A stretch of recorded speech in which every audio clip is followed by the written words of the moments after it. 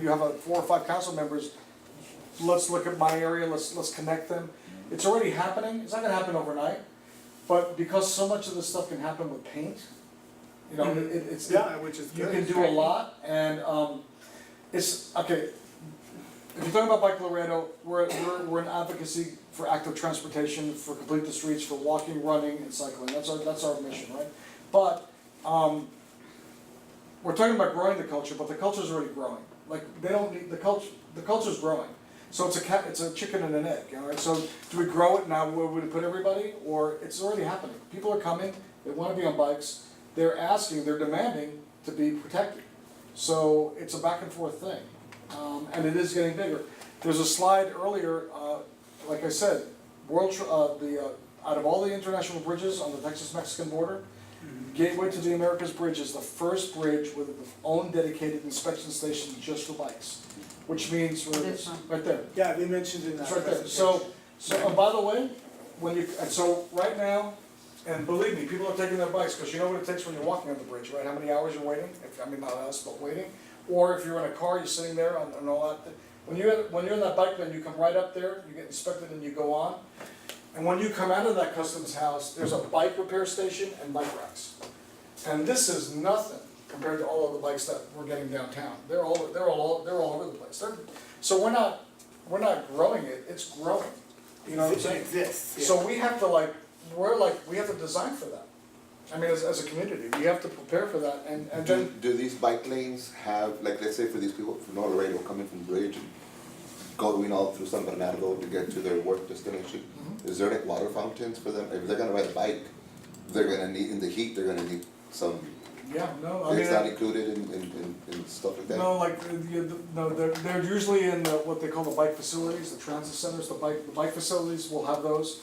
In other cities, they even have showers. I mean, you know, there are things, there's, the League of American Cyclists, the organization that Conan was talking about, gives out, bike-friendly communities. We're applying for it. We're probably not gonna get it because we don't have enough bike lanes, but it's something, like, that's something we wanna do, like, to give us a goal, to have those facilities. They have bike-friendly businesses. Frank Architects is happy to tell everybody here, we're the first bike-friendly business in Laredo. It starts with one business. We applied last year, we just got designation. In fact, we get notified tomorrow officially. So it's something that it's not gonna happen overnight. Hey Karen, can I ask you a big favor? Would you mind Googling something for me? Yeah, sure. This is just for fun. Sure. Google bicycle rack Amsterdam. No, let me I'll be ask happy you to. while you're Googling, so the bike lane is, I'm assuming is coming from Mexico to the United States, correct? This lane that you talk about on Americas is coming from Mexico too? It's both. Is there one going the other way around? It's going both ways. Oh, it goes both ways? Yeah. That's crazy. There's more bicyclists than people in cars in Amsterdam. I mean, and there's bicycle 2 bikes per person. traffic signals, and they have the right of way over cars and people. Wow. That's crazy. They have 2 bikes per person. The bike to person ratio is 2 to 1. This is my 8 to 1. But I assume that the climate Yeah. is. Same thing here, right? But the bikes are in the garage. That's right. It's also I had 4, never used them. That's great. I hang my pants. That's a city of bikes. I have 4 bikes. Yeah, that's. Shirts on one hand, That's what everyone wants them all. hands on Is the other. that the dream? Well, well, you know, a lot of cities go there, a lot of American cities are going there to do this. And I will say too, you might not have maybe all 9 elected officials entirely sold on, let's say, bike lanes. Right. But what I can guarantee is that, at least collectively, if it's not bike lanes, it's gonna be, they agree with bike to school programs. Yep. They agree with sidewalks. Yep. They agree with other forms of transportation, and they agree with traffic being so bad that we got to figure out how to get fewer cars off, on the road and get them off the road. Well, public transportation is a Public part of transit, well, let me give you, so another figure, I worked there many years ago, 10, 12 years ago. At that time, there were 3 million riders, 3.5 million riders a year. And so, I mean, if you've never been there at 7:30 at the transit center, there are some buses that it looks like a, you know, a Japanese train station. And they literally have to kick out the 56 person because 55 outright, and they know they need to be there by 8 o'clock. And so they're forcing their way on, there's 60 routes, 3.5 million people are trying to ride. And that's where the social equality comes in is, well, so I can't afford a car, with the insurance, the maintenance and all that, so, you know, I might not have for even a bike. But, you know, I can scrounge up 75 cents, you know, either way, you know, to get to and from, and that's gonna be my choice. And so just providing the different choices. The great part about that when you provide that choice too, is that they're one less car on the road, so that you that are driving your car now have one less car that's under because of someone else that has another form of transportation. And hopefully one day you'll be one of those people getting off your car and letting him go through that line and so on and so forth until you get to that point where the vehicles are coming off and coming off and coming off. So that's the end goal that we try to get to. And then healthcare. Is there any money out there to help set some of the costs? Well, the NPO, Like in other words, like if the city's gonna try to go this route, and we're gonna do this bike,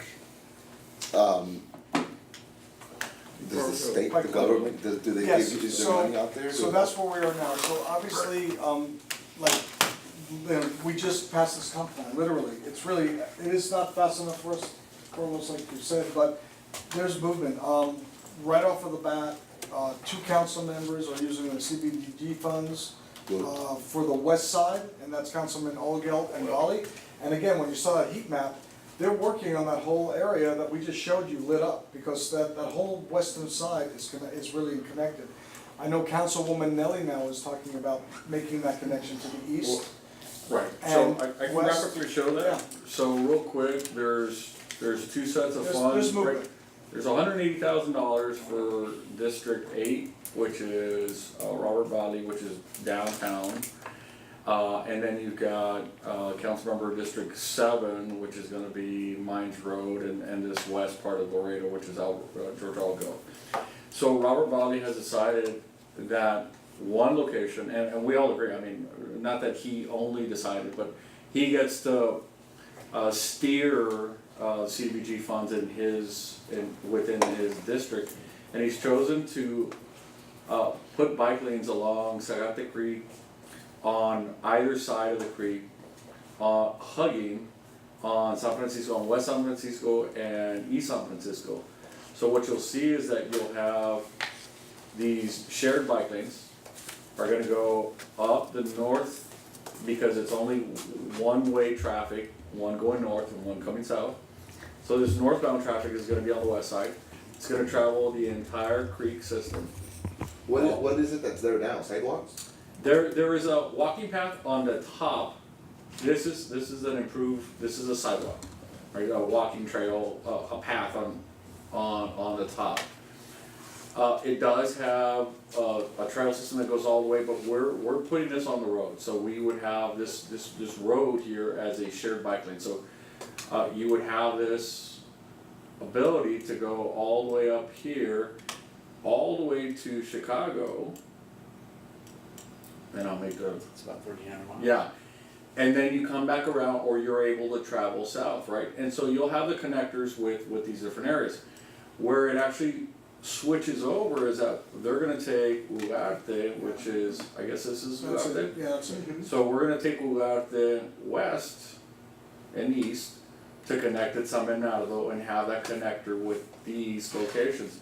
And so what that provides is not only exercise for the people here and there, but honestly, you're able to now, these areas and these areas can now be connected and travel to HEB, the stores, the schools, the parks and whatnot, safely, relatively safely, right, along this creek system. He's gonna put in $200,000 worth of lighting, improved lighting, all along the top of the creek as well. And you're gonna see that improvement. Where you were talking about Vierma and now Torres and the rest of them, is they're gonna start to branch That's what off. that is, they're all talking about it now. They're gonna branch off this way, east to west. On the other side, she's more over here by, oops, I went too far. She's gonna be by the Chicago, Taylor area, this sort of areas where she's gonna start connecting out this way. Then you have District 4, Dolores is gonna start connecting into here. And so you have this connection of this north-south all the way up here connecting to this north-south and having that shared Are opportunity. any of those gonna be protected? They're Like not. around the neighborhood, no? Well, not along this area, and there's a couple reasons for that. I mean, one is gonna be, one portion is gonna be cost, one, but two, the other consideration that has to be made and decided upon is that you will then be taking away any opportunity for any parking. And what you do have, for good or for bad, is people actually pull up here and park to walk these trails too. And so if you put that protective barrier, you really don't wanna, you're gonna now negate anybody to do that, which in all honesty, with us, we would be fine with that. It's just you have that's the next step that you would be able to go to and having these lanes. So it'd be a lot more money to widen that walking trail and put a bike lane on the walking trail. It does, and I'll tell you why as well, is because seeing that this is a creek system officially, once you start messing with anything within the creek system, you start talking to state officials and federal officials, because that's now an identified waterway Yeah, system. Laredo has a. But you don't wanna take away Yeah, protection. from the people that wanna park and walk. Like, Right. I mean, if So you're gonna take away, I mean, you're gonna give them somewhere to go park, right, to walk? Because if we're trying to stick to the healthy, Yeah, and topic. that's why if you put a shared lane, and really what it's gonna be, it's just markings, right? So you're Yeah. gonna put a bike lane with the markings, kinda like something out of, you'll mark it, right, for bike lanes. But it doesn't necessarily forcibly not allow you, I mean, people are gonna park, unfortunately, and cyclists will have to maneuver around that. We don't have, and I'm sorry to say, for the biking side of this, we don't have an established parking area for this trail system, so they're gonna do it. put a parking in here, this thing's wide enough. No, but you can't. I mean, build within. Because if you're gonna build a bike trail, but take away the parking area where the people can walk, well, it's kind of, No, and we would, I mean, we're gonna mark it here for a bike lane. Creek has 25-foot protection on both sides. Yeah, and so we wouldn't be Can't build taking, it. I know that we wouldn't be constructing anything on here, because of a couple different reasons. We wouldn't wanna be taking the green space, and this is where people go out there, throw frisbees, play, ball and whatnot. If we were to make this a protected lane, where we actually put like a median or a barrier, that would definitely not allow anybody to park there to go and walk. What we're suggesting, or what we have planned, is that this is gonna be a shared lane, so really it's gonna just have striping, and saying you shouldn't park here because bikes will come here. Will that prohibit you? Not necessarily, but as a bicyclist, you'll come and negotiate that as you would with anything else in a shared lane. But in all honesty, again, we're trying to crawl and get more lane miles out there, more people involved, and who knows? This may work out so well that we come back and there's political muscle, financial backing to say, protect it. Exactly, that's, I think that's probably the most acceptable, to just start doing protected bike lanes and cause an uproar versus just put the paint down, get people on it, yeah. people start to like it. Right. We'll make it a little more permanent. That way the community, and you do have to engage the community in this, you Right. just can't do this in somebody's neighborhood. Right. Yeah, And you wake up the next morning and where you used to park your cars a lane. Right.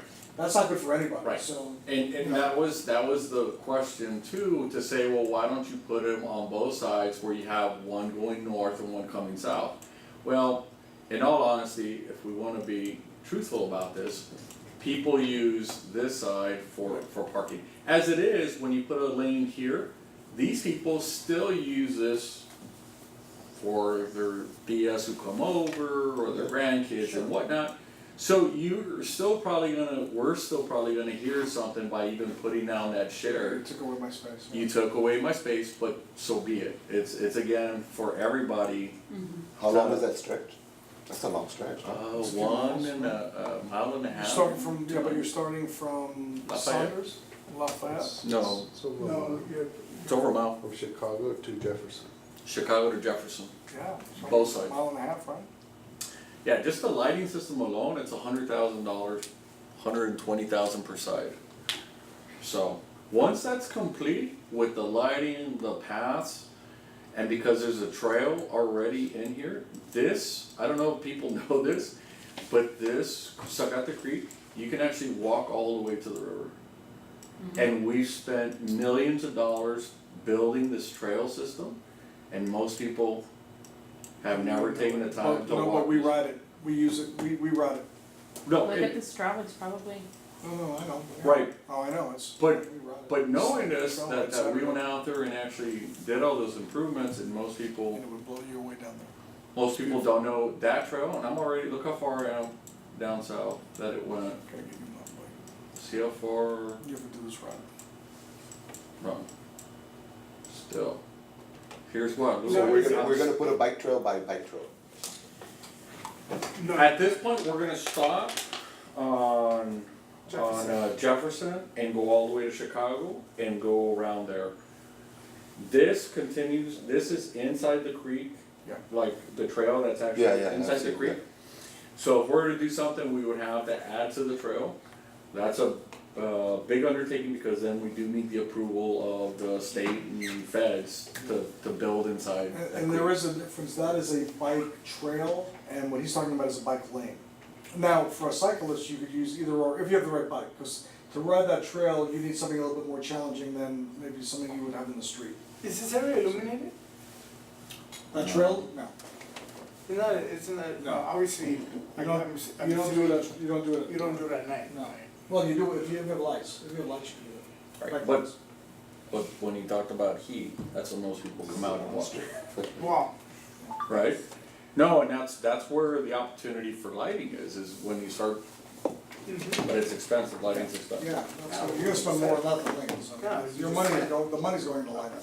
A mile and a We're half gonna of spend lighting. 50,000 on the striping, but we're gonna spend 250 on lights. Lighting, but they work together, like you said, at night. Yeah. This has all been very eye-opening for me. I mean, I think this is, Yeah, it's very Right. informative. Very good, yeah. Yeah, and this committee's committed, you know, we are representing those councilmen that you spoke of, that who are active and who are wanting to do a better Laredo, do a healthier Laredo. And that's who we represent as well. So anything that we can do to help promote it. Just, when you hear the namesayers out there, just say, wait a minute, this, you know, I mean, it is, it's like, you know, to go from 4 lanes to 2 is crazy, cause you know, you just feel like it's wrong, right?